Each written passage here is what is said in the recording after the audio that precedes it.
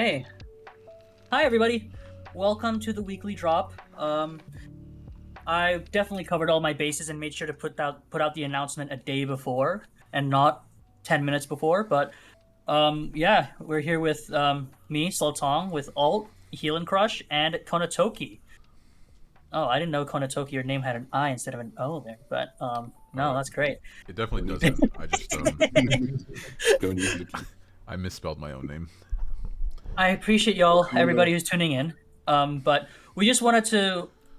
I'm just taking over Starly for this week, really quickly, really briefly, just to touch base and talk about things going on as the preseason progresses and how we just got out of the draft. So I'm not really going to talk about the draft. I'm not going to do the typical, oh, let's grade the drafts of every tier and do that kind of tacky stuff and, stop making podcasts after doing that. But I'm going to actually just talk about something else. So talk about maybe a little bit about the preseason, talk about franchise mobility and player mobility specifically. I know that's been a point of contention a lot here in CSC these recent days. And then last, I wanted to talk very briefly on ESCA pre-mades. I know that's been something also been talked about quite a bit. Is there's just is CSC the place for ESCA pre-mades to be drafted all in one team, or to be signed all like three people getting insta signed onto one franchise, and they're ESCA pre-mades. They're like they play out in IM, main, or open, or whatever that may be. And I just want to talk about it. And so here, my two guests today are Cow Alt and Cow Heal and Crush. Heal and Crush. Yeah. Oh, Konatoki put in Heal and Crush. Okay. You know what? I'll take it. I'll take it. I put Heal and Crush. Heal and Crush. Let me fix some of these real quickly. Yeah, no Thanks, worries. Take Kyle. your time. Glad Yeah. to be here. Also glad to be here. Thanks for inviting me on, Mr. Slatosi.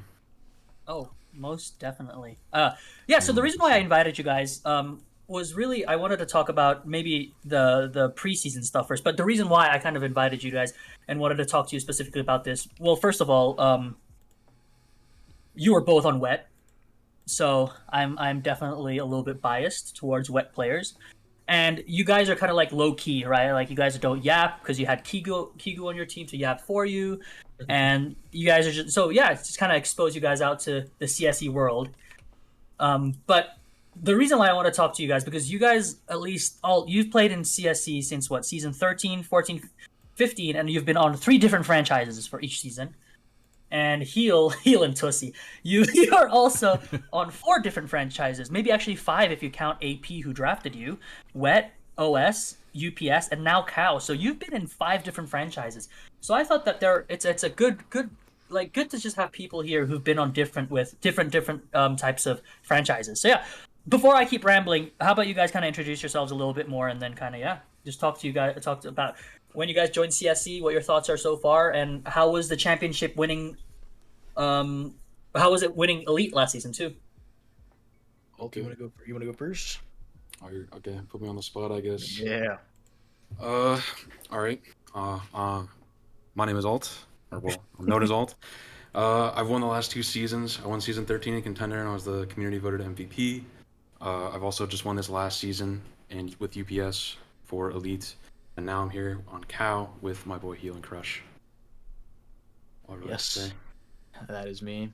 My name's Heal and Crush. Been here since season 11 I got drafted. Originally on AP. Got cut in the preseason. Got picked up by Wet. We won season 11. Hopped around a couple different teams up until last season. Was UPS Elite Champions with Alt, and now we're on Cow now to start a new adventure. Sweet. So. And yeah, Konatoki is here too. You all know Konatoki. I get to actually be on my picture up there this time. Big screen. I'm on the big screen. Yay. Yeah, I have a long and storied history in CSC. Been around these parts, been around everywhere. I got drafted to Big Slime in season 10. I played for Big Slime in season 11. I played for Big Slime in season 12. I played for Big Slime in season 13. I did not play for Big Slime. Yeah, season 14, and we're season 15 now, right? Yep. Yeah, so I'm playing for Big Slime season 15. When did you start GMing for? Did you AGM before you GM'd, Kono? And when did you start that? Yeah, I'm I actually had curious. I had probably the most like standard, climb up the ladder. I went from I started in season 10 and kind of like halfway through they like figured out I was an IGL. I was really interested into it, and so they kind of let me take over the reins of the team. Then I was like the actual team captain going into season 11 as like one of the veterans on the team, and so I get to help draft there. So I went from just player to captain. The next season I think up, so 12 I'm pretty sure I became an AGM, and then I think literally the next season, yeah, 13 I was GM. So Okay. Okay, I was just curious, and just out of my curiosity too, who introduced you to? Who did introduce you guys to CSC when you first started? Oh, me and Heel? Yeah, all three of you, honestly. Oh, okay. Well, I guess I can Uh, start. yeah, go ahead. Um, Let's say same rotation. I'll heal Kono. You know. yeah, yeah. all right. So, all the way back, I think at the start of season 12, right as the draft had ended, I think I joined the server around then. One of my collegiate teammates named Kaiser, he's over on academics. He introduced me to CSC, and he really tried to convince me because he thought I was like a really good rifler for some reason. I don't know why. He was really trying to convince me to play, and I was like, okay, well, I guess I'll play next season. And so I came in early this year, and I played during season 13 for Drip. How about you, heal? Um, so I had found a random stack in like a Dust 2 CS:GO game, and joined a Discord with them, made some friends, and then they just started talking about this whole league called CSC, and that was what, season 10. So as soon as season 11 signups were available, I just kind of signed up. Seemed like a pretty cool community. Was it just like a random stack that you queued into? Yeah, just a random stack. I was like a odd man out in this four stack on Dust 2. That's actually kind of cool. Do you That's do you really cool, actually. do you remember any of the names? I think only one of them was in CSE at the time. Oh, okay, okay. I don't remember his name, but another one. No, I mean Oh, that's how it sorry. most commonly goes. I'm pretty sure Yeah, someone yeah. just Yeah, hears about CSC and had no idea who it was that told them about it. They just like overheard it in a random pug. yeah, that's all it takes. Yeah, I know. How about For you? Oh, no. for me, mine's just easy. Like not your Sletong, Leadbone. Leadbone introduced me to it. Ah, Yeah, so gotcha. I guess the deeper story there is that I went to university with his brother, his younger brother, and we played in the little esports thing and whatnot. And so I knew of Leadbone, but I think he was just in a scrim, like in season 9. I think he was like playing a practice or something for one of his games. I saw that he was like on this CS team. It's like I'd played CS way before, but I'd never like taken it seriously or anything. Like the most I had ever done was just some Silver 1, MM games on Dust 2. So I got intrigued for sure because I was like, oh, there's actually this cool little community that does teams and like plays against each other and whatnot. So I think season 10 was starting around January, and so during that winter break, I kind of got introduced. I started combines and whatnot, and found my way into the league that way. Nice. Okay, yeah. Well, my story isn't that interesting. It was just from Reddit.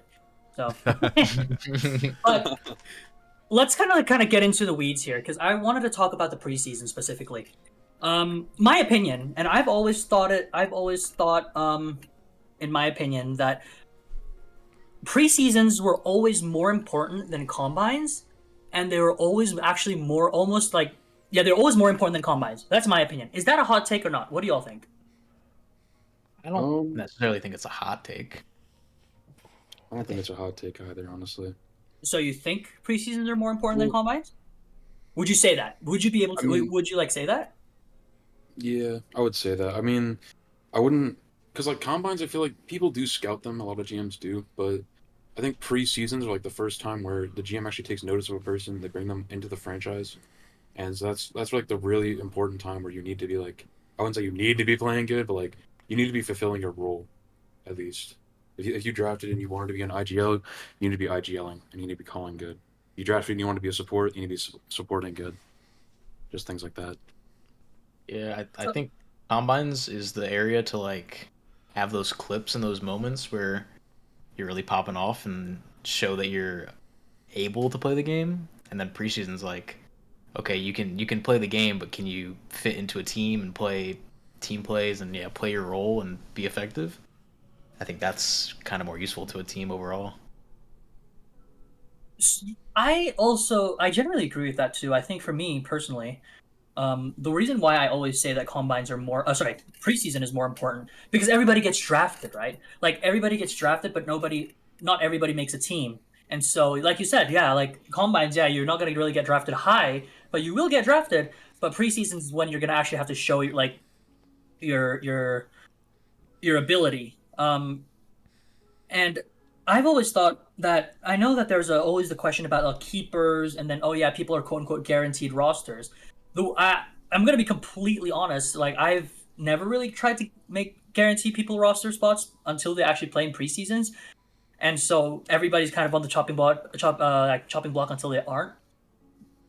So that's why I always think that yeah, preseason is a little bit more important. What do you think, Kono? Like as a GM, um, Yeah.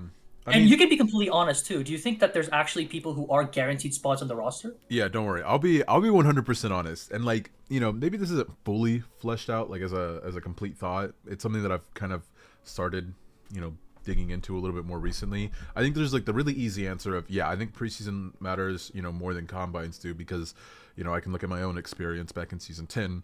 I played combines. I talked to a couple people. I even got invited to like a little tryout thing. I think with I think it was ATL. I don't exactly remember, but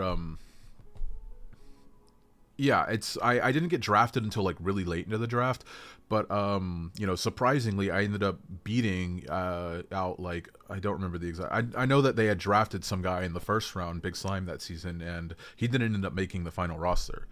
Right, like I showed up in preseason. I kind of showed a little bit more value as like being able to calm a little bit more effectively with like the structure and whatnot. Something that I don't feel like I was able to do as well in combine. So I kind of agree with all that, and have my own personal experience to kind of back all that up. But now as a GM, things are a little different.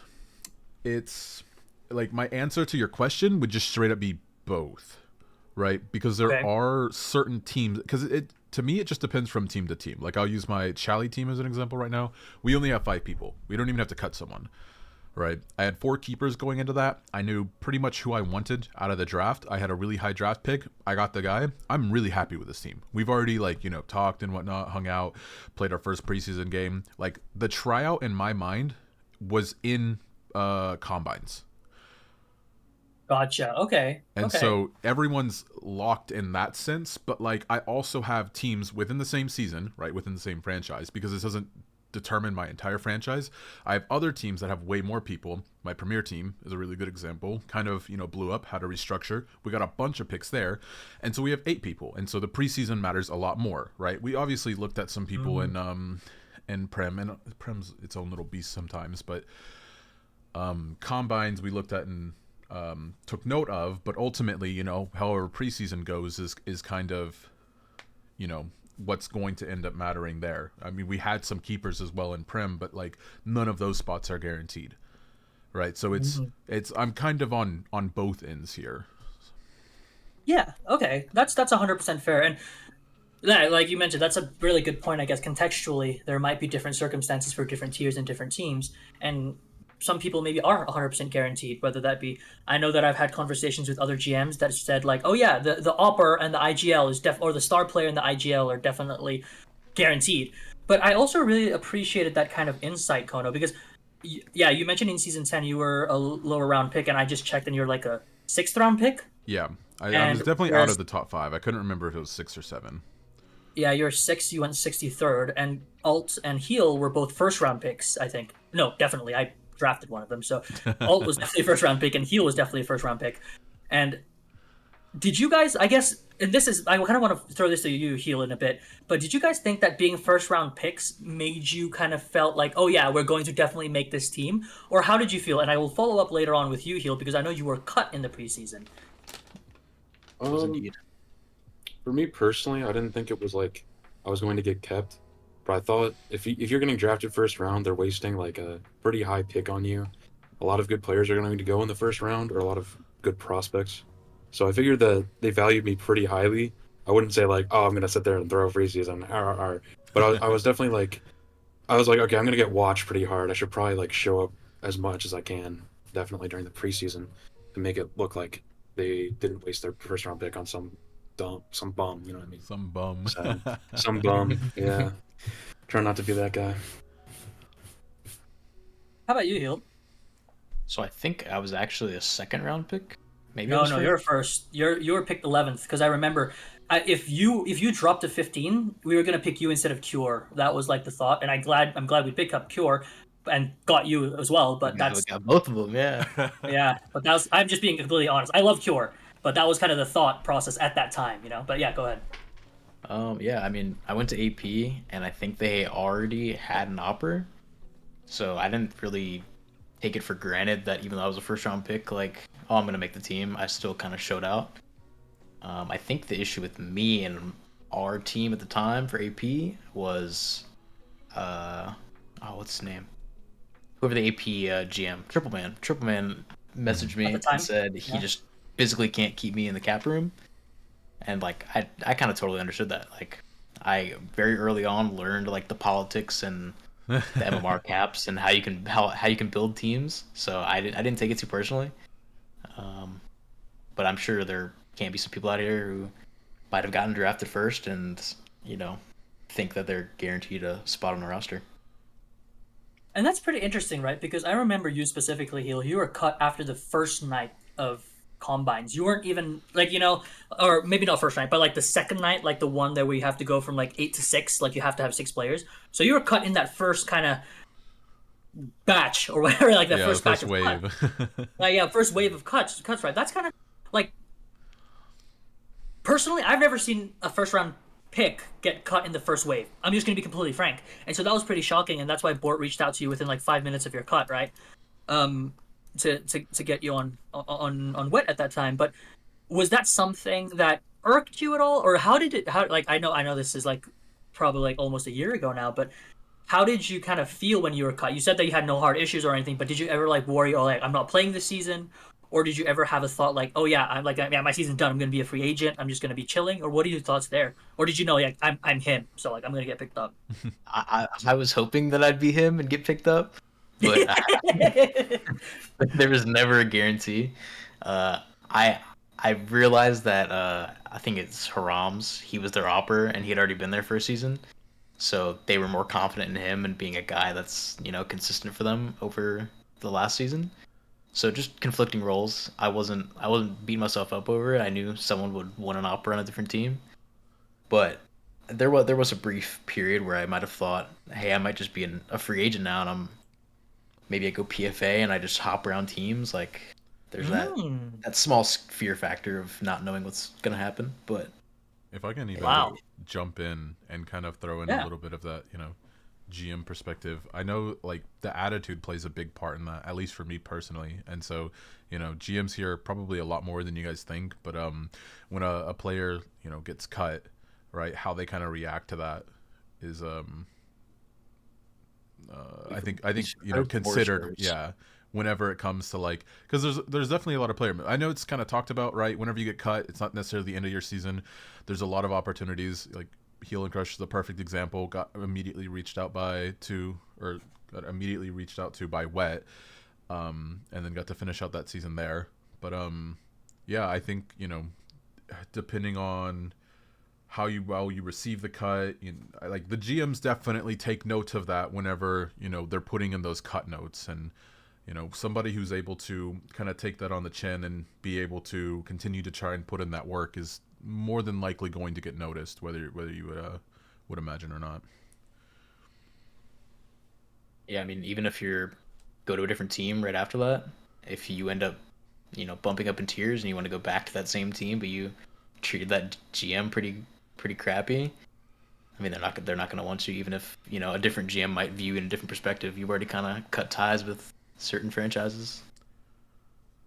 So I guess, but okay, with a follow up to that, since we're kind of still talking about preseason and really, yeah, covering the preseason thing. Did you think he'll like you? There was already Harams at that point in AP who was the upper, right? And we're not trying to like put any blame on him or anything, not at all. But my question, I guess, is more so like, did you feel like you actually had a chance during preseason? Because that's kind of the thing, right? Because like CSC always touts itself as like, oh yeah, we give everybody a chance to make a team, everybody gets drafted, everybody gets a fair chance. But did you actually think that you had a fair chance to make a team because there was a keeper with the same roles, or did you actually think that I don't really actually have a real chance? Like no matter what, I was going to get cut because I had a fourth 83 MMR at that point, and I was also an opera who they already had. I don't think it was a 100% guarantee, but I was definitely constantly thinking about it. Like, they already know this guy, they kind of trust this guy. I have to do something like extremely overwhelming to show the GMs and AGMs that I might be better than this guy, whether that's true or not. Yeah, Just try to fit in, but I definitely always thought that they might just keep the guy that they've known and trusted to be consistent. So okay. I don't know, it was different. Yeah, no, and that's kind of the thing, right? That's what I really wanted to talk about. Why I think personally preseason is more important than combines, or more important than actually sometimes even regular season games, at least for an individual player, right? Not as a collective team. Is that because this is kind of like, yeah, you make a team. If you, I don't have the numbers, and maybe I'm not sure if Konotoki does either, but I'm sometimes curious, like, hey, how many people actually do just hang around after they get cut, or do they just leave? Like, you know what I mean? Like, do they just leave CSC? How does it work?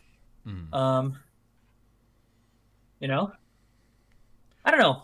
That'd be cool Oh, to how look about into for oh sure. go. Sorry, Connor. Sorry, Just cut you off the there. just the raw numbers of like how many people leave after getting cut. Yeah, like maybe not even leave, but maybe not even like be active and not sign up next season, right? If they never get picked up. Yeah, like maybe not immediately, but over time, like kind of. And I mean it's something that like you can't necessarily avoid. Like it's just part of how this all works. Like getting cut sucks. There's no matter how many promises we as an entirety of like CSC offers, as much as like there's all these cool ideas, even if the FA Coliseum was like incredibly polished and always consistent, it's like you can't offer anything that's going to like I think completely mitigate the fact that getting cut sucks. Like that's just the truth. That's just a hard fact. That is true. So That is true. That's very true. And I guess I kind of want to follow up with that. I know we're still talking about preseason, but I kind of want to touch a little bit about like the draft, just very briefly. But there was a recent. Is this like confidential? I don't know, whatever. But there was a concern. I'm not going to name names. I'm not going to name franchises, but there was a concern where specific players, specific keepers, were like upset with their GM and asked to be cut because they didn't believe that their GM managed their picks. Their picks. This is their words. Like they didn't manage their team's picks correctly, and they asked to be cut. mm. And in that type of situation, I don't know where I was really going with this in terms of preseason. But with that being said, and they were drafted to another team, and they played on another team in the preseason.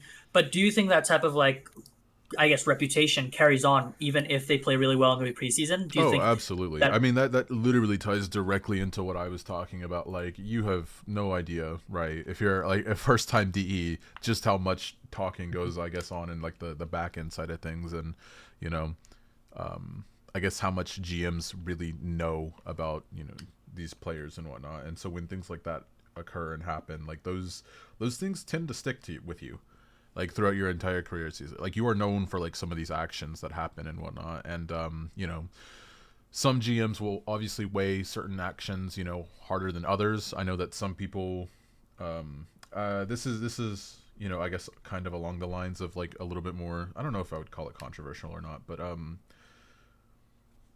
I can say for a fact that like there are certain players that are considered toxic that I know, or maybe not as enjoyable to play with, that some teams will end up picking up, and I mean truthfully just finding a lot of success with. Like a lot of there's a good bit, at least from my point of view, right? There's a good bit of situations where a player just wasn't able to find their groove in a certain environment, and maybe developed a bit of a bad reputation to begin with, but like in a different environment, given a second chance, because it's not impossible, right? Some GMs kind of recognize, pick up on some of these things, and so given that second chance, they find a lot more success. Some of those issues might just like naturally go away, right? It's a yeah, pretty unique situation, player to player, but a lot of those things are still talked about and considered. Oh, I guess I found a way to link this to kind of preseason, and I kind of want to throw this to you all, and maybe Heal too, but because Heal wasn't really part of the kind of like the team building, I guess, during season 11 when you were first drafted, so it may not be appropriate. But oh, I know that we had a little bit of conversation pre-draft. We kind of had an idea that we were definitely going to pick you up once you were available because you destroyed everybody on Nuke in that tryout game that we had. And I keep glazing you and say that you're the best outside Nuke player that I've ever played with, but I just don't get that carry anymore. But no, did you ever feel like during the preseason when you play with a set of players that they're drafted that you were like, and then you made the first wave, you made it through the first wave of cuts, and then the second wave you were like, oh, I don't know how to feel about this team. Like, is that ever kind of, have you ever experienced that where it made you to a point where it's like, hey, can you just cut me or trade me? Um, I guess last season I kind of felt it a little bit. I wouldn't say like I'm not gonna like name people on the team or anything, but Yeah, we for made it sure. through preseason. We kind of went through, and I didn't play in the first match. I kind of had to watch it because I went to Dallas. But then when I came back, I played match day two, and just like I was like, wow, this is the team I have to play with all season. Like, and Wow. I'm not hating on anyone there. I liked all the people that were there, but like in the team game, it just felt like I don't know, something was missing. Like it's just like a core element, and it just didn't really feel right. Especially when, like you're losing. A lot of teams seem to like might like tilt out or just get quiet over time, but it's really important to like stay there. And it just felt like we would get like way too quiet and just kind of like fizzle out, especially as we kept losing rounds and the deficit got larger and larger. But things happen, I guess. I don't know. Yeah. Okay. What So, happened? Wait, I'm curious. I want to know more yeah. about that. What happened from there? Well, from there, I guess he kind of agreed with it, and he was scouting. And the problem was that MMR caps we couldn't really pick anyone too high because Keeg and Deluxe made up like the highest MMR caps. They made up like half of the team MMR, so they couldn't pick up anyone really. And then Heal happened to go on the trade market, and Kiki was like, "Okay, we're cutting two people, and we're bringing Heal in." And then they already had Complex sub in for a game that I missed, and they were like, "We're bringing Complex in," Mm-hmm. and then history was kind of made from there last season. Yeah, because Specifically, I guess the reason why I was like, or what I was most interested in was kind of the management aspect of that, and like, how you felt as a player, being if you were able to talk, right, to Keeg about this sort of thing. Because I mean, yeah, it's like not naming names, right? There's you can definitely go into a game and just like feel like not everything's there, like, and it's not even like anyone's fault, right? It's not even like necessarily there's a bad player on the team or like someone that like you're necessarily like looking to cut because you just think that they're, you know, they're bad or anything like that. Like sometimes just there's that little bit missing of like, yeah, some calm. Like in your case, it seemed like you needed some sort of I mean, just like a change up, right? Whether if it's like a hype man or something, I don't know. There's a bajillion examples that I could give out, but yeah, it's like I definitely recognize that building rosters myself, that like there can be a need for a shake up, and maybe it's not incredibly clear what exactly that is, or it's not any one person's fault, but like just being able to try and give that roster a new look can help breathe some light into it, and like maybe these next group of players click a little bit better. And yeah, I was just curious how you felt about, or what that process was like, going up to Keeg, or if that was something that maybe he just like kind of did himself, because I know he was on that team when it came to making that move, what that actually looked like. well, I think from like day two or day three, I hadn't been there personally for it, but I know Deluxe and Keeg talked a lot about the team because there had been practices, and I could tell they weren't happy either with how the team was. They weren't just happy playing in it, and they were talking with each other, and eventually they came to me and they were like, "Do you think these people are good? Like, are you comfortable with them? What do you think about them? And I just kind of gave my honest opinion to Keeg about like what I thought, and he ended up taking it into account, and that's when he started looking for other people, and that's when we got Elo and Complex. I think that actually kind of segues us perfectly into the next topic. Well, I guess at the end of the day, like we all kind of agree that preseason does play a bigger role in terms of the how the season ends up playing out, more than combines, right? At least I think so. And I think we kind of have a general agreement on that. I guess it is very contextual, but it's there. And so kind of transitioning to the next question that I have, and this is why I actually invited you guys, Alt and Heel specifically, on why you guys were why I wanted you guys to talk to you guys about this, but about player mobility. I know this has been a really big point of contention, and people have been discussing it quite often. Of like, oh yeah, we're a draft league. We need to have people move around more. We need to have people leave franchises and go to another franchises. And I think some GMs actually have been pushing back quite heavily on this. And this kind of also relates to the keeper limit discussion, to the can FAs scout discussion, and all that good stuff. But I really want to talk about player mobility, and I don't really want to name names, but there's one GM specifically that's very against player mobility, or more so, I think the perspective that he has It's is me. I'm the GM. Kono is the champ now, but the perspective that I take from them is that they're saying that we put so much time, so much effort into building a community, and then having the league kind of mandate a way to break up that community is bad. That was kind of the approach that people were talking about, and I'm just curious. So, like I said in the beginning, you've played for 3 different franchises in the 3 different seasons you've played in CSC. You started off with Wet. You went to UPS in free agency because we didn't have an elite team, and then you got traded for free to Cal, right? Yeah.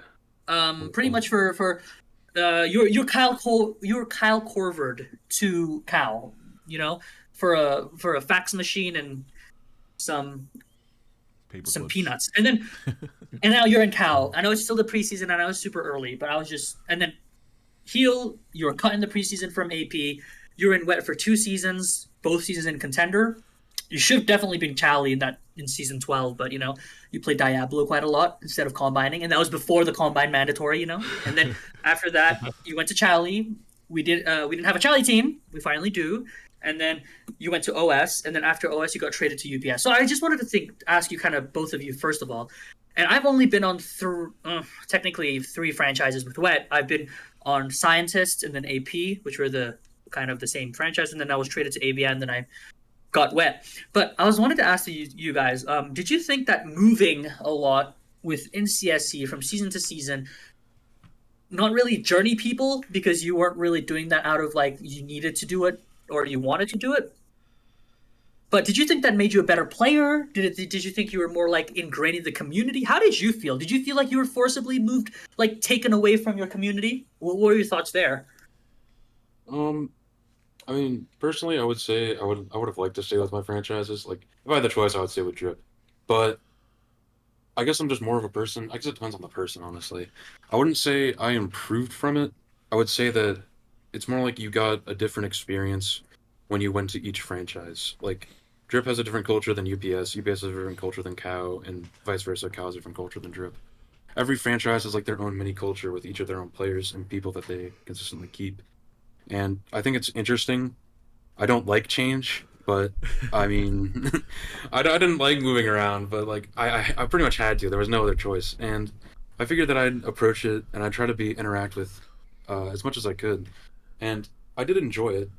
I would say though it depends probably on the franchise as to if you're going to like really enjoy the change or not, because some franchises are really focused on like, hey, let's get everyone together and pug a lot, or hey, let's just reach out anytime we can play the game. Some franchises are just like, oh, we all have ESEA, like go do your own thing kind of thing, and they just show up to play the game every now and again in a chill league. But it's just kind of like from franchise to franchise, and I wouldn't really say that I've really improved from it. It's more like more that I played the game, I've improved from it. It's just that the different experiences have been fun to see how different franchises manage each other and what they do different than other franchises as well. I What about I, you, Hill? I agree.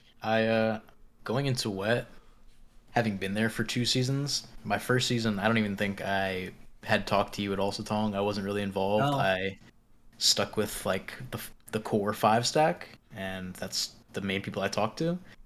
But in the second season, I was like way more involved in the actual server itself, and talking to all the tiers and meeting everyone. So I definitely got pretty comfortable like within the one team, and any point getting either cut or bumped up on the team like wet where we didn't have a Chally team at the time, it can be a little threatening and scary if you're not super involved in like all of CSC. So I didn't really know any other GMs that I could reach out to, and I was asking you for advice about like different teams. So it took a lot of time and a lot of processing just to see what would be best. But it's definitely one of those things where you want to go back to what is most comfortable to you. So I wanted to try to find something as similar to Wet as possible in terms of the community and the players, the teams. So that's when I went to OS and I was there for 2 seasons, and you were there then for a season and a half, right? yeah, Like, oh yeah, yeah, like sorry, season and a half, full yeah, full Chally and then half of Elite. yeah, and I guess following up from your last point when Alt was talking, kind of like the vibes of a team basically and how chemistry works. Um, I had been very last second promoted to elite in season 14, so that entire OS elite team was kind of just rushed together. I think we had a forced promote from Chally at the time, um, and it was just one of those things where the team just wasn't really chemming together as well, and I think we were kind of even in the win loss percentage, but it just kind of got to a point where I felt like I wanted to remove myself and then go to another franchise that I was familiar with a little bit in UPS, where I knew the community, I knew a little more players. You kind of always want to go back to what's comfortable in life, really. So you would say that player mobility was actually like having to move around like you had to, because whether that be circumstance, whether that be team comp, or whatever that may be, would you actually say that that was more? It was worse. It was a worse experience for you guys. Like it brought up doubts. It brought up just uncomfortability. That change was actually something more negative. You would say for the both of you. I know you don't speak for everybody, but for the two of you, is that a fair kind of statement to say? I don't know if it was necessarily worse for me. I think it's better in terms of getting to know everyone in the community. You Okay. definitely reach out. You talk to people you might have never ever talked to. Maybe you play against them and you never hop in a voice chat with them. I think it's better for that. Um, If I can I like, don't think it's necessarily worse in terms of like player performance because yeah, you're kind of on your toes again if you're on this new franchise, kind of having to prove yourself for this new GM that hey, you signed me or you drafted me, and I'm gonna make sure it's not a waste on your part. I'm gonna say hearing like you guys talk about it though, at least the way that I'm kind of hearing it is that like it made you uncomfortable, but like not necessarily in a bad way. And I think that's like something that everyone should be able to take away from like the whole thing is that like being uncomfortable can be okay, Definitely. Yeah, right? Like being in absolutely. a different environment isn't inherently bad. Like it's going to be weird, especially if you've been on a franchise for a while, right? And it's like this is kind of your home and whatnot, but like you kind of get forced out of it for whatever reasons. It's like you get to learn more people. I think it's just kind of like an attitude thing, right? Like how you treat it is kind of like what you're going to get out of it. If it's like a bit different, it's a bit weird. It's like, but if you're open minded about the experience, kind of like how he was talking about, where you get to meet new people, and even if the team doesn't necessarily click together super well, it's like there's always going to be even more opportunities to continue moving around franchises and whatnot. Okay, no, that's fair. And kind of to once again, I know this sounds like a like a presidential debate or panel, but to shift this over to policy, right? To kind of talk about Oh, policy.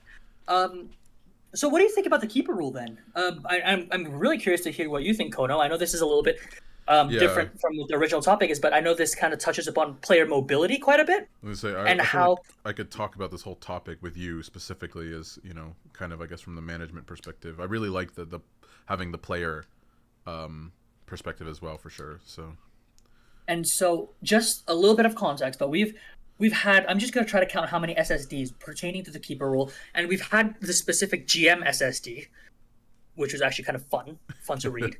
There's a GM SSD, one GM SSD. There was one SSD remove keepers, Kando. There was a full reset premiere, keepers suck from John F. Kennedy. Um, there was the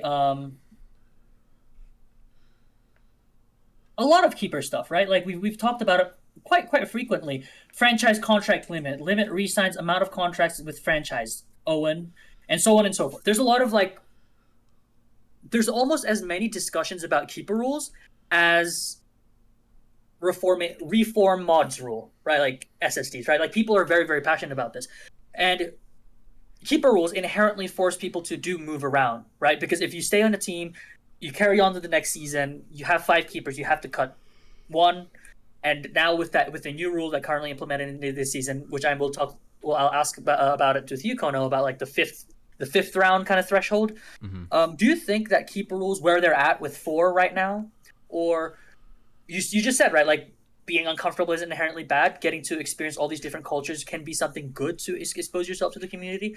But would you kind of be? And I know you guys are a little bit more quiet and low key. Especially, I don't think I've ever seen any of you alt and heal actually send a message in SSD ever. So I was kind of curious with your experience moving around, being forced to move around, being traded, being cut. Do you think that having less keepers is good for CSE, or do you think that it's a little different, or what are your thoughts like about, especially like, yeah, where these franchises are like CSE is forcing these franchises to break apart their community? Do you think that's a fair statement, fair assessment, or what are your thoughts on that? So, specifically for like talking about the keeper limit, I mean, Yeah. you could arguably shift it down by one. I think there Okay. could be plenty of arguments made for that. You could move it down to three, but I feel like it's fine where it's at four, because here's the thing: most of the time with how players play, they're going to get moved up or down. I don't know. They're going to get moved up or down, so they're going to be playing in a different tier.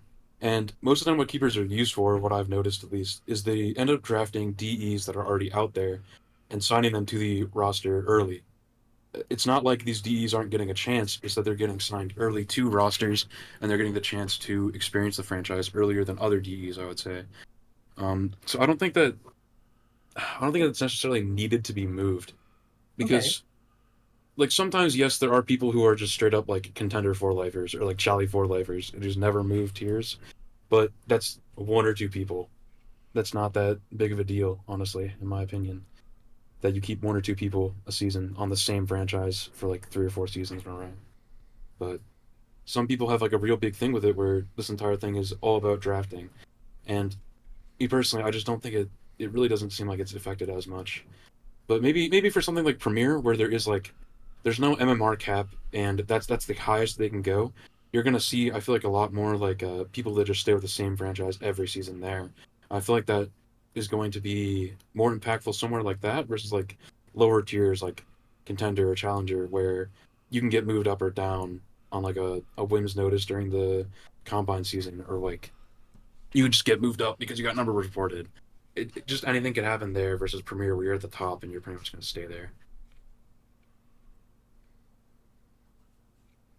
I think the whole keeper rule in itself just again continues into the comfortability factor. Really, like should people be moved around more?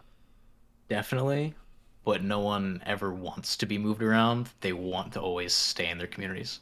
So I think it is way better just to have different different teams altogether. You could go a couple different seasons and see the exact same team, at least like a core of a couple people every single season, and maybe that's the same team that you beat every season or the same team that beats you every season. So it kind of varies, but if teams are moved around more often, you see a whole bunch of different dynamics now, and then you can see teams that and combinations of players that you might have wanted to see, but never are able to see. Um, so I think same as all you could probably move the keeper rule down to three, but I also understand the whole MMR shift, people going up and down. It's not easy to keep all the same people all the time. Okay. Go So what ahead. you're saying like is the keeper limit is kind of it's good. It could be moved down, but it doesn't really have to because with how people are moving between tiers, it naturally occurs where keepers will always have to come and go, or like players will always have to come and go. Am I capturing kind of the essence of what you guys are kind of saying correctly? Yeah, Generally, yes, but unfortunately, I think it can be abused a little bit. definitely. It can definitely be abused. Hey, now Konotoshi, what do you think? All right, I get to give my take on this, and heal alt. I'm gonna have to ask you guys to like, if anything, um, feels like it's if any of this gets like confusing or whatever, like let me know and I can like further explain it. I don't know. I want to have a conversation with you, Sletong, kind of about from the I guess the management perspective of things because like I don't know. My take on this is that I feel indifferent towards like 3 or 4 at this point. I know, you kind of mentioned the whole like 5th round limit thing. That felt like literal crap. That was I get uncomfortable, but like and like making the best out of uncomfortable. But that just felt like just straight ass, right? Like that was Yeah, horrible. I hated it. Like personally, from a GM, like from my point of view, that role really sucked. And I think there's still a couple. So I know, and we could talk about kind of what the intention of it was and some of the conversations that have been kind of around it for alternatives and whatnot. As far as 3 versus 4, like whichever one, I don't really care at this point. Just let me do CSC, right? But I guess going back towards kind of the beginning of the conversation, we opened up this whole discussion with what it was the player the mobility kind of thing is yeah, the yeah. argument versus like certain franchises being a lot more heavily into the cultural aspect of developing a community and keeping that community intact versus the movement within CSC. And so I guess my take on it is that like there's already a lot of movement in CSC. Like CSC has a lot of natural movement to it. And so I think I kind of just naturally stand like if you have to draw a line and like put me on one end or the other, I kind of naturally stand with more of like the cultural aspect or the keep teams together or whatever, but like not in the sense that like I want 5 keepers and I want to be able to rebuild the same super team season after season. It's like the way that I have like actually felt in CSC is that they're between MMR shifts, players getting naturally better, promotion, other players being cut, me wanting to pick up other teams and whatnot, and like experience different players and continue moving things around in my own franchise. Like there are staple names and Big Slime that I, want to be able to keep around, but there's already a lot of like natural movement as it exists that like I don't yeah. I guess that's why it's like some of these conversations feel I don't think I have like a really good word for it, but like when I guess the the current conversation is that like people are getting upset at the idea of being forced to move players around, whether that be contracts. When a player reaches playing with a franchise for a certain number of seasons, they have to be moved to a different franchise, right? Stuff like that, or having 0 keepers, stuff like that. Like all of these things feel a bit targeted, and I definitely kind of agree with like the sentiment that like you're forcing me as a GM to like make moves that I don't want to move, right? All for the sake of like what being more and encouraging more movement in CSC.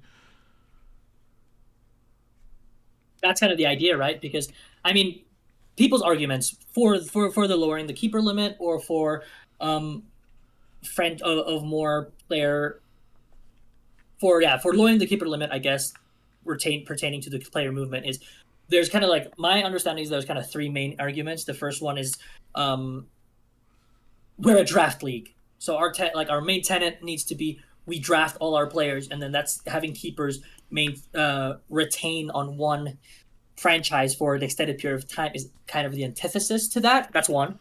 The second one is that having a lower keeper gives more opportunity because we were talking about it earlier, right? When we were talking about preseason stuff, we were talking when we were talking about preseason, and we were talking about when we were talking about preseason stuff, we were talking about how some players are guaranteed roster spots, right? Like, and having a lower keeper limit reduces the amount of players inherently that are quote unquote guaranteed a keeper spot. That's kind of the second kind of main argument Whether that's true or not, I'm not going to go into like. Well, I guess I should, but if we go into the data and the details, it's going to be a little bit too long. I think we've actually discussed this off the air before, Kono, Yeah. and where we actually have the numbers from season 13 about how many players are actually drafted and how many people are actually retained and how many are like keepers. But that's kind of the main. It sometimes it's not about what it is, but sometimes about how you feel, right? Like Yeah, so. and that's where I think alt and heal are very valuable in the sense of like getting their literal experiences kind of talked out. Especially with players that have been moving around, like what they thought, right? I think that's really cool to see, and to kind of get what their thoughts are. But yeah, that's kind of I guess I didn't have the third, but that was kind of the two main things I would say. Yeah, and I Maybe think the third one is that I don't know. I was gonna just talk out of my butt again, but whatever. That's kind yeah, of the two I ones mean, that and I. like maybe it'd also be worth like in the future, or just for consistency. It's like getting some of the point of views of players who have been on a franchise for a long time, like one franchise. Because I think somebody was like trying to find numbers on that in one of these discussions that we were having in whatever channel, wherever. But actually, I think it was Cloud. I can probably name drop him. Cloud Zeno was like, I think he found, at least he went through Contender, and I think there was like 2 people who had played on a single franchise for like 4 seasons straight. One of them being Person on my own franchise, and I don't remember who the other one was, but You drafted him back too after cutting him. oh yeah, Okay. yeah. So I could talk about that roster for fun, but yeah, no. At least within like this conversation of movements and keepers and the health of the league and whatnot, and factoring in like the player experience, I know that like I'm curious kind of where you stand on it and how you feel about like the idea of I guess specifically the concept of like this is a draft league, right? Which I don't Yeah. know implies to me that like we're supposed to be drafting the majority of the players. Like how does that feel as like the someone in management for Wet, where it's like Yeah. if you're being told that you have to draft most of your players, what do you make of that? So that's actually a really good question, and I know there's a question about in the chat about is this about a specific tier or about the CSCs overall. I guess right. Well, I think this discussion is really For me, it's about just in CSC CSC overall. overall. Yeah. Yeah, no, there's no really specific tier, but the contender was an example, I guess, because it's the biggest tier, and every franchise has a team in contender, so it's just a little bit easier to kind of talk about as kind of like a what Cloud Zeno, I guess, at that point was talking Yeah. about. Yeah. But so my take has actually kind of been changing over time a little bit. Yeah. I've always been kind of vocal about lower keeper limits. I actually like more mobility, I guess. But I also feel sometimes like I would be a little bit hypocritical about it because I myself have not moved a lot, right? Like compared to heal, compared to alt, especially with these where these guys have been forced to move quite a bit. Um, Forced is probably not the right word. I'm pretty sure. I'm not sure alt, but and you don't have to kind of confirm or not. But were you kind of like notified about the trade situation? Yeah. So the thing with UPS, I don't know if this really I guess. Well, it's already passed. I'm already in the preseason, so I'll just say what I gotta say. If it's confidential, too bad, I guess. Um, Kigu approached me and was like, "Hey, we kind of have an idea for the team. Did you want to be kept or not?" And the thing with UPS was that they had 8 players, or like 8 players that want to play in elite. You can only have 5 people on a team, and you can only keep 4 people. So they got to cut that down by like half. So they really wanted to find out like who wanted to stay and all that. So I ended up approaching them, and I was like, okay, well, I want to play with Heal. Um, if it's possible, like trade us together to a franchise. I didn't know what MMR looked like at the time, so I was just like, trade us together to a franchise if you can. I was like, if not, I guess try and keep me.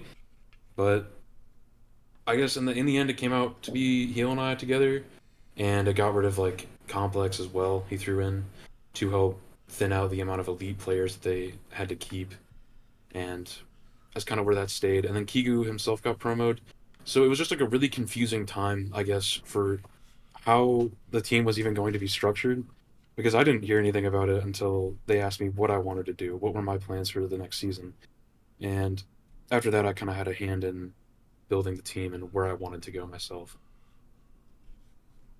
Okay. Well, okay. Yeah, that's pretty good because I would assume a player of your caliber winning in every season of CSC you've played so far would actually, yeah, would hopefully be, consulted about. And once again. the glaze is free. Oh, But Have you seen this alt guy play? Let me tell you. I What do you have, mean, I bro? have. Adeza was carrying ult, bro. Whoa, whoa, What are whoa, we whoa. talking about, bro? What are we talking about here? Whoa, I love whoa, you, whoa. Adeza, but I told you word for word, I'm not gonna play well. I just got out of class, and you said, "You're the best nuke outside player ever. Please, oh, please come play with me." And I said, please. "Okay." I said, "Okay, okay, I'll come and play for you, but I'm not gonna do well. I'm telling you right now." And I didn't do well. I predicted it. That's all I'm Hey, saying. he gave the warning. That's all I can ask for. oh, I but do the same thing. my take, Kono, is I used to really like lowering the keeper limit. I really enjoyed being drafted to scientist because when I first played in season 9, I didn't know that everybody got drafted, and I thought I was a shit for getting drafted. Um, but it turns out everybody got drafted. But I was very grateful that I was able to stay on the same, like I was able to stay on the team past preseason.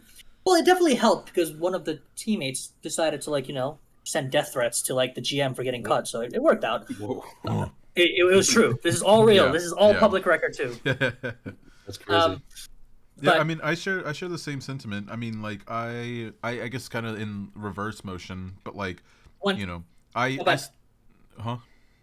no, but really quickly, I think Yeah. I've actually changed it a little bit, and I think so. Until very recently, Wet has always only had 3 teams, right? Hmm. So we've only been able to yeah, we lost Heal, we lost Cure, we lost Spidey, we lost all these really really good players because we just didn't have a team.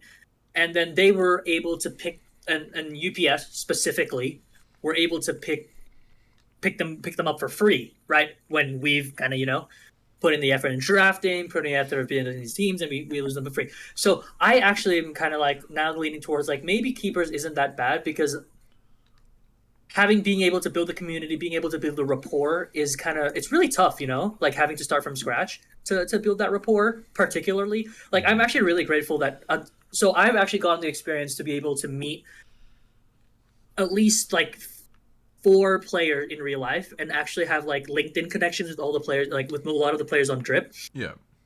and kind of having to rebuild that by myself kind of over and over again is a little bit tiring. And not, I wouldn't say tiring, but it is effort, right? To get to connect to everybody, kind of learn learn about everybody, and so on and so forth. And so I definitely see the merit of having that community built up and being to forced to kind of like let people go is kind of kind of rough. But I would say that doesn't change between 4 and 3. But I think everything beyond that, and I actually like the 5 round threshold right now. If I'm Really. honest with you, I actually like it because it actually makes me think: is this player? Am I keeping this player because I like the player? Am I keeping this player because I want the player on my team? Or am I just min maxing and moneyballing my players? You know what I mean? So I don't know.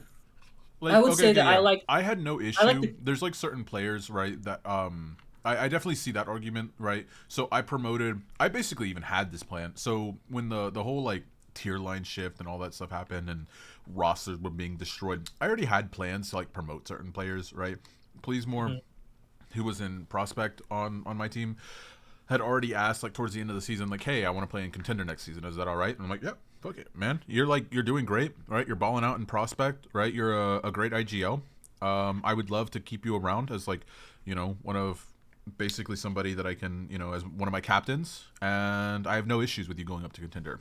They moved up the tier lines, basically almost got promoted anyways. But like, I knew from the beginning like this guy was going to be a tier min, and you were okay with him being in the fifth fifth round. round. Yeah, because he's my captain, right? I have no issue with Yeah.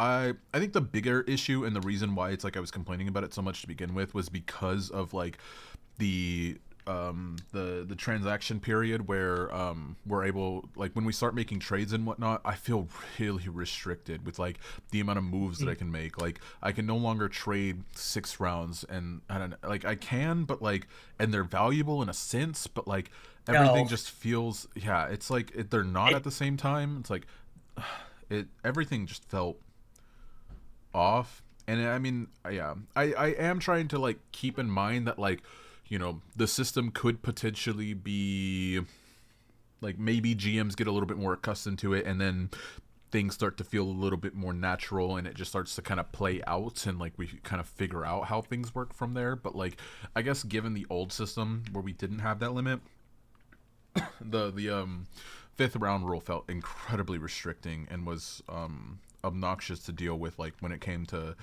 keepers and whatnot. Like the trade that we had done with you guys, right? I know there was a couple you know, I don't even Kigo and I will Cloud. put this here. I'm gonna put this here. I wanted to trade for Mills. That's the Kono. Yeah. Stingy.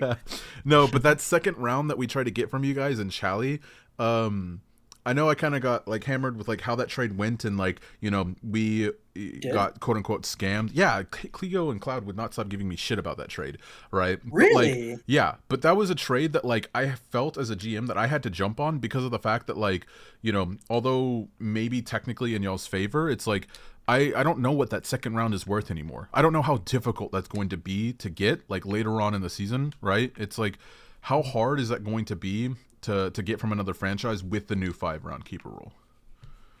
I agree. I think that okay. Like, I'm really happy with this. the trade personally. Like personally, I was really happy with it. We got our second round. We had to give up some stuff for it, right? But like I got to keep you know, Parrish and Mills, and got to build, you know, this team that I really liked in Chally. And so, you know, they can talk their shit, but I was happy with it in the end. So I guess this is a thing for me, and I know we were kind of running out of time, and I kind of want to wrap this up, and you still have one more topic, but I think that the 5-rule keeper thing absolutely destroyed trades because nobody traded below the 5th round, like you said, and there's no point because there's no one there.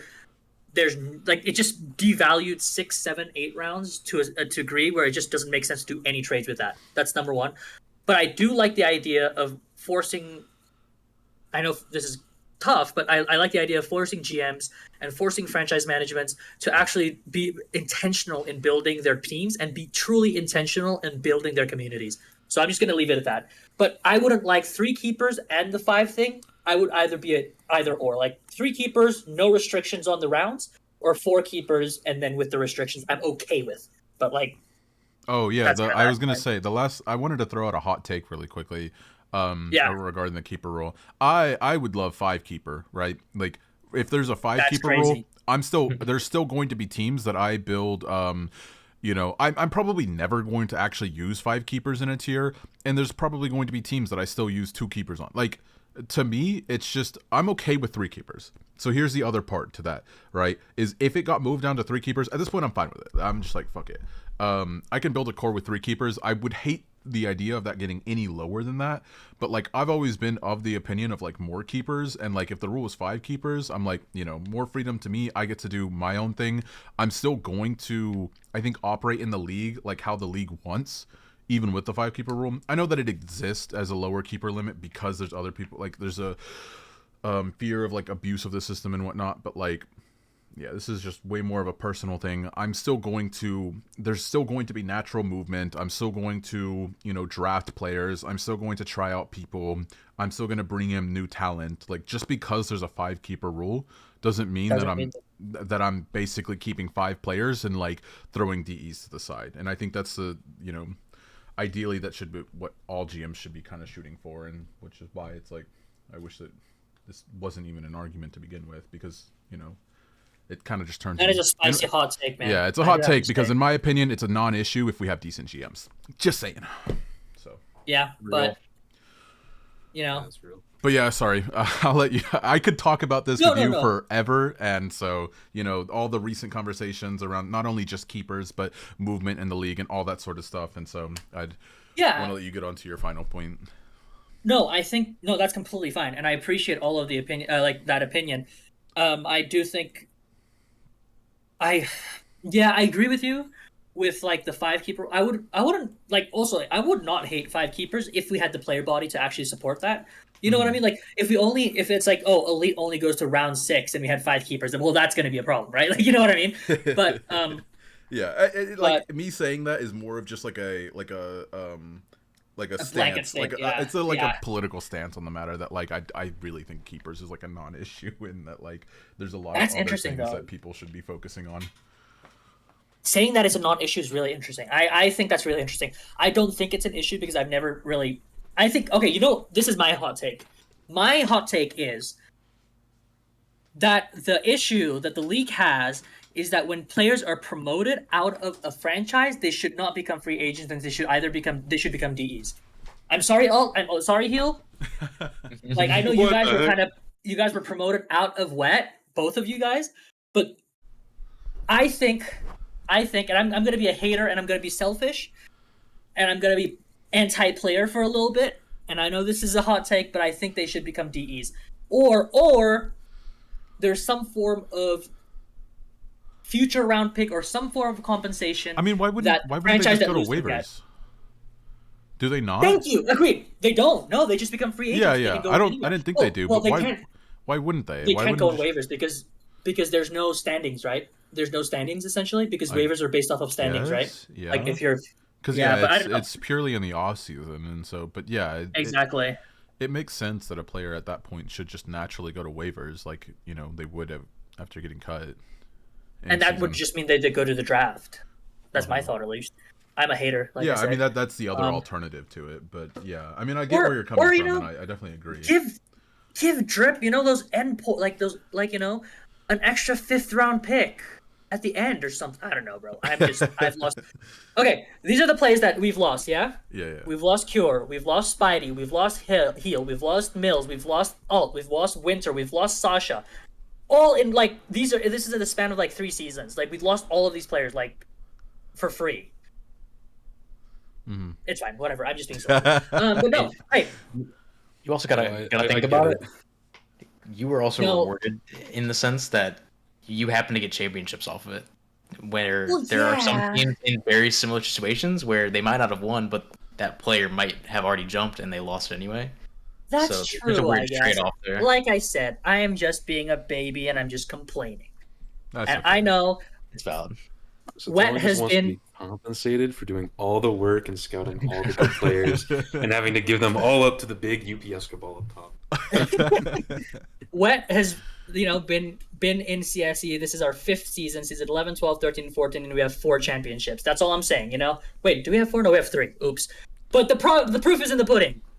But anyways, no. Okay, last topic, and I don't wanna take up too much of y'all's times anymore. But Mhm. ESDA teams being drafted or being signed as pre-mates into CSE. So I'll give you an example, not really a real example, but this is kind of the scenario that we're talking about for the viewers. For if let's say that there's a rebuild, right? Let's say that there's a rebuild in BS Yeah, yeah. Challenger is rebuilding, let's say, right? Okay. And then Mills, Parrish, and Char. let's say Which keeps Char Yeah. are actually in ESCA. They play ESCA together. Yeah, yeah, yeah. And then they get signed as a 3 because they're free agents, whether they became free agents because they let their contract run out or because they PFA'd for 1 season and came back. But they all signed onto BS as a core. And turns out the Kono Tokyo is like the GM, so he's playing, and then you just have to draft 1 player. But my point is the ESCA pre-made thing. Yay or nay? What are your thoughts? My thought is, when are we getting Blitzer onto weekly drop? That's a Starly question. That's a Starly question, not a Sultan question. Yeah, yeah, yeah. I guess my big thing with it is that the entire point of CC as a whole is like, I think the biggest argument is that, it's a draft league, like everyone's supposed to be drafted. I feel like the people that are really arguing on that are coping, because I'm gonna be real with you guys. I don't see you guys with any chips next to your name. Not trying to throw shade, I guess. Whoa. Whoa.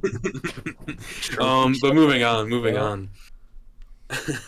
I feel like it is a little unfair because even with people who are like consistently playing in CSC, if they did good in a season, most of the time those people are going to get promoted and the lines are going to shift, and you're only going to have maybe part of a team that was good that you had that won a chip, and moving that team up will affect that in a way. Like, for example, I went up all the way up to Elite.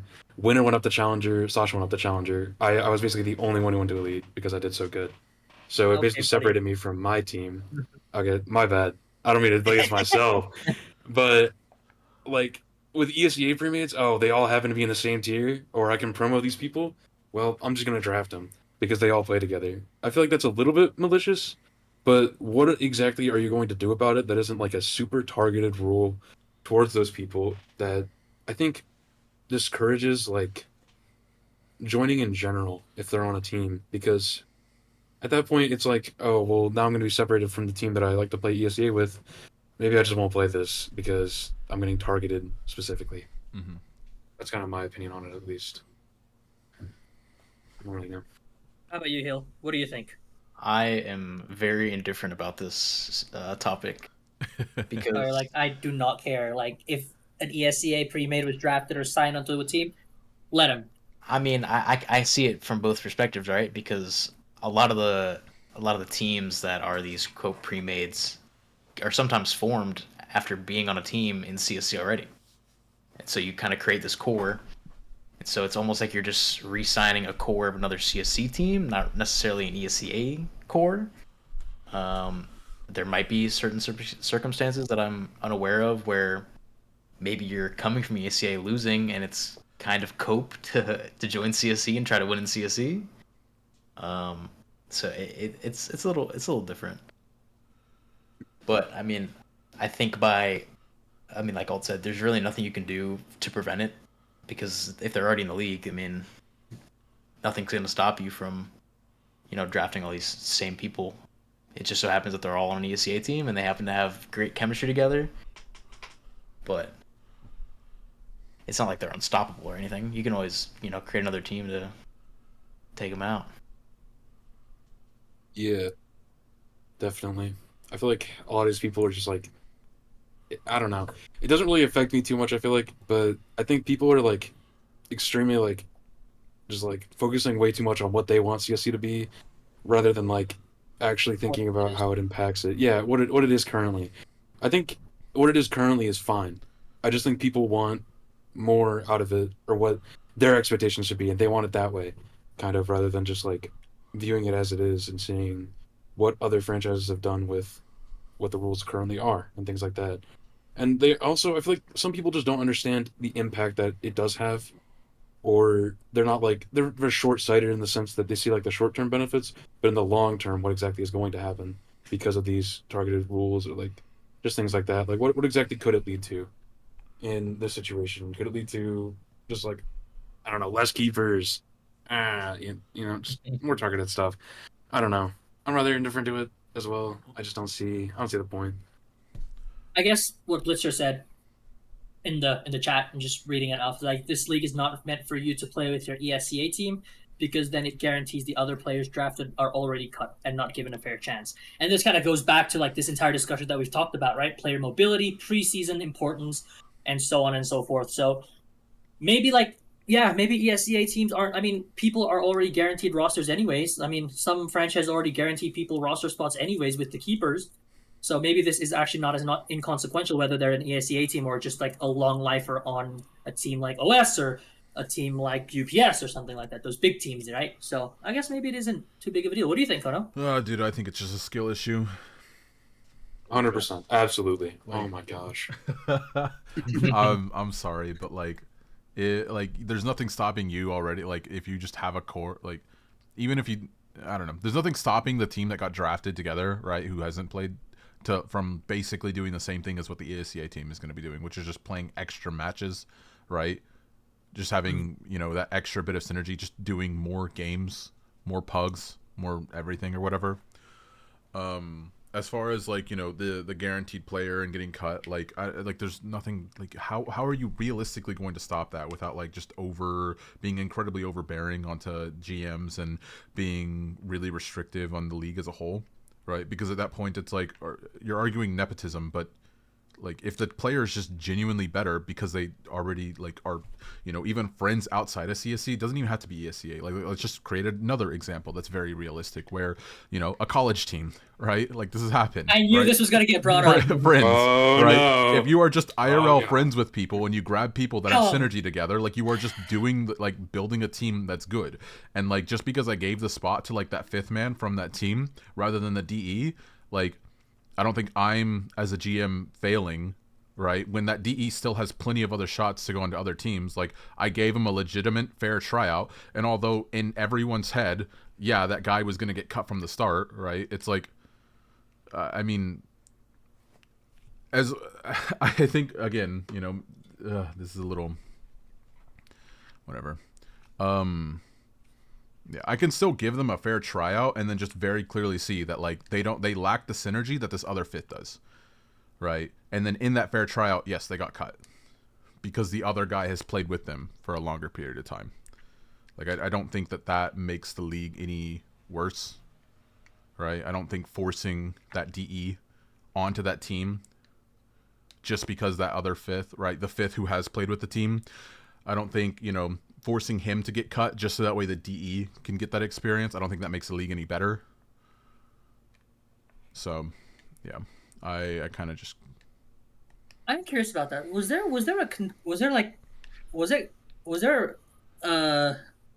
I guess were people having a problem with like I know that season 13 wet team did consist of a lot of like Purdue people, like with Alt Okay. Winter. If we're talking Um, about this, here's my thing with it. wait, Okay. let me finish my thought really. Let me Okay. finish my thought real quick. Sorry. Okay, I'll let you Like, finish. I heard like murmurs of people bitching about it. I'm sorry, I should have said that, should I? But of complaining about it, where they're like, "Oh yeah, Alt Winter, uh, oh, Sasha. Midas and Sasha." Well, Sasha, we did trade mid-season, and we had Yeah, to give up a yeah. second-round pick for him, which is fair. We got the win. We won it all.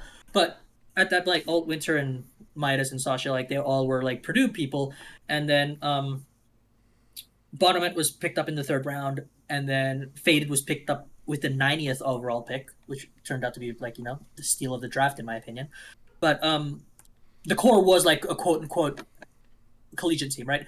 Was there actually people having issues with that? I mean, basically I heard about it, and I heard people complaining about it from like Winter and Sasha. Here's my thing with it. Winter and Sasha and I never played on the same team in collegiate. Winter and Sasha played on a different team than me, and I actually headed and captained an entirely different team than they did. So I knew them. I never played with them. And it was a big shift going from playing with my team that I captained to playing with them. And I think people just heard, oh, they all go to Purdue together. Obviously, they're on the same team, rather than like, oh, well, like they're just. It's basically just coping, is what I think. Like, Yeah. you have the same amount of chance to pick me up in the draft. You have the same amount of chance to pick Winter up in the draft. You have the same amount of chance to pick up Sasha as well, or like Midas too. But like you didn't. So I mean, whatever. I think there's going to be these seasons where it's like there are very dominant teams because of like, you know, just either ESCA cores or college cores or even just literal like friendship cores, right, happening. But like there's so many rules in place that already make it one really difficult to get those. Like it's incredibly costly to try and make that happen. Typically, right? You guys being costed a second to trade for whoever it was. But there's also so many other systems and rules in place that just make it impossible to continue running that back, right? Like you're never going to see a dynasty. Like the closest thing that I think that has ever existed is like what the Beanogs core in OS from way back when I didn't exist, That and was then that was like before season 8, right? yeah, Like, and is that then actually? maybe like the UPS core, right? The ESCA UPS core. But even then, like they're being constantly promoted. They went from Chally to Elite to now Premier, right? Like those systems are like it's essentially working to try and break that up or make it more difficult for them, which I think is healthy. I think it's good, right? Like I definitely get the point of like you don't want to have to play, especially as like a new person into this league and you want to have fair competition. You don't want to have to sit there and play against, necessarily sweats all the time. But like the truth of the matter is that even as a DE, like there are going to be sweatier teams that are going to be putting in a lot of work the same way that an ESCA core can, right? And those teams are just likely going to have more success than you if you're on a team that doesn't. Like that just is the truth, right? And it's not always going to be 100% that way. That's what makes CSC so exciting and interesting, is because there are teams that maybe just naturally vibe well together, don't have to put in a ton of work, and like are just like really good shooters. Maybe the GM just did a really good job drafting, and like these players, bunch of people who have like never talked to each other before, go and win a trophy together. So I don't know, it's like, again, in my opinion, non-issue. It's not an actual real concern. We're just like mad at a season because I don't know, you got skill issued by a team that like you wanted to cry about, aka Purdue. So Yeah. I mean, Alt, had a 1.08 in combines. I Eh, mean, probably, yeah. 1.08, but also played like 10, 11 games, right? Like And I had a pretty insane game in there I'm where I joking. went round. Okay, buddy. Okay, maybe I'm glazing myself a Joking. little bit. I still But believe that All is one of the best outside new players, but I just can't say anything about it yeah, in you order can't to in order to not receive it. throw it. Yeah, exactly. He'll I don't just know. never wants to play with me these days. That's just kind of the issue now. Like every time I ping, he's like, I'm too good for you," and just doesn't play with me. So. I've never said that. It's Okay, like I know what you 400K think. more than You, yes, it He'll just is. yeah, we ignores did. you by choice. Yeah, it's just like, oh yeah, who's in this queue? Sletong. Yeah, I'm not playing. I'm not hopping. Oh, I'm busy. This, that. I get it. I get it. See, this is why, man. I'm a lowly level 6 in the eyes of these level 8s and 9s. But no, I think yeah, I kind of agree. I don't have a really much of an issue with those This is pre-made situations. This is why I Another need skill a div. Yeah. next episode. I'm gonna beg Starly, please bring on Blitzer, because I would love to have like a a direct conversation about like one of these things where it's like I know that like my opinions of CSC aren't always the most popular or you know I think that there's a lot of people that would probably disagree with some of the things that I say, but I think there's a lot of middle ground that we would probably be able to agree on. But yeah, I mean, I like to challenge some of the ideas, especially some of the larger ones, and even more controversial ones, and kind of have those engaging conversations and just see how people feel. I mean, it was really cool to get some insight from players who Yeah, I don't think I love that talk. part. I'm so glad you brought Yeah, on Heal and all. we don't. I mean, especially particularly Heal and Alt are super like active in like the SSDs and everything like. They're like they read it. I bet you guys do read it a bit, especially when there's funny ones.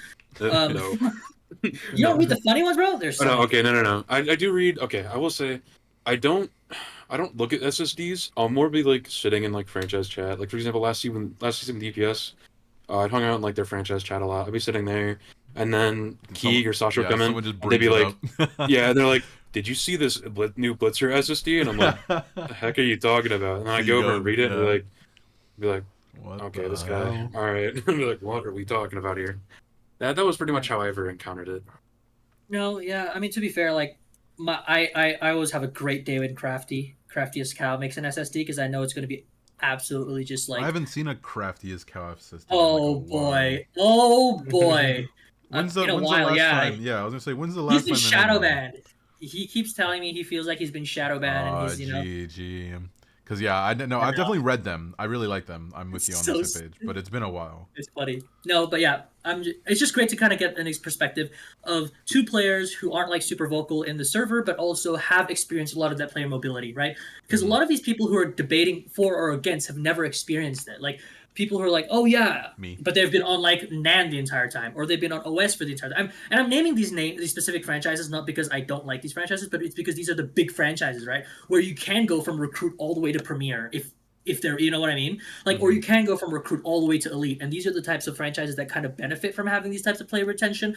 Whereas like smaller teams like now, like DB or teams like ABW, or now the new ones like PA and AG, where they don't have that ability to kind of retain a player from recruit to all the way to premier. That's why I'm naming these franchises specifically. But it's cool to Yeah. kind of have players who've experienced that, moved out of this franchise, traded from this franchise, cut in the preseason because there's a keeper who might not necessarily be better, but play the same roles, and he never really got a chance. Or maybe you felt like you know what I mean? Like, it's just really cool to kind of get that input and that insight.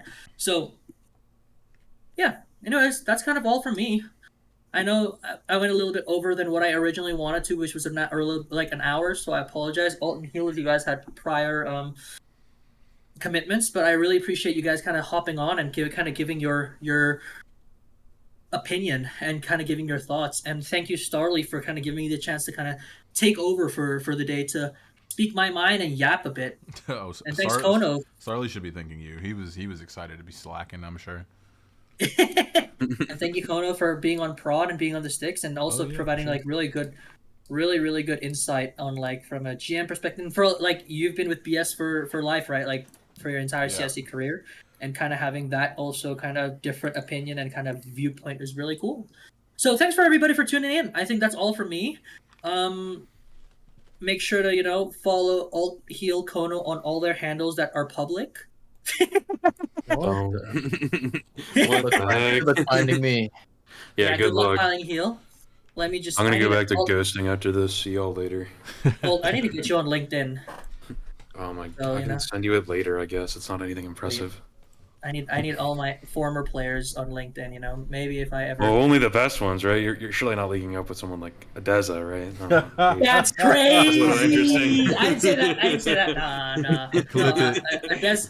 Adesa and I are Twitter friends, so I know where Adesa lives and what. Oh. You know. Oh, okay. Whoa. Whoa. Hey, I know where I Maybe know it's a where little bit everybody better than lives. LinkedIn. What the heck? A little bit I know closer. where Hey, everybody lives. Oh, I'm- but in all honesty, though. yeah. Thanks everybody. Thanks for tuning in, and I hope you all have a great weekend. Have a good night.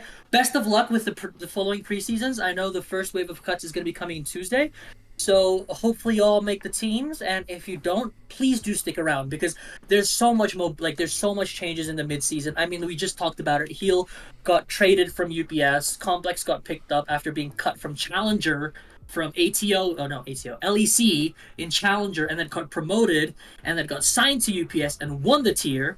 You know, I mean, there's players who get moved, picked up. I mean, like Kona was talking about, Pleasemore got picked up mid-season. What, season 12, 13 you were talking? Yeah.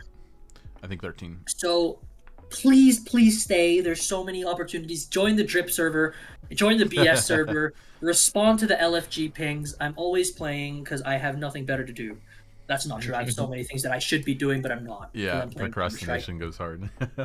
Exactly. But anyways, all y'all have a good night. Thanks, everybody. Tune in next Thanks for having us. week. Bye bye. See ya.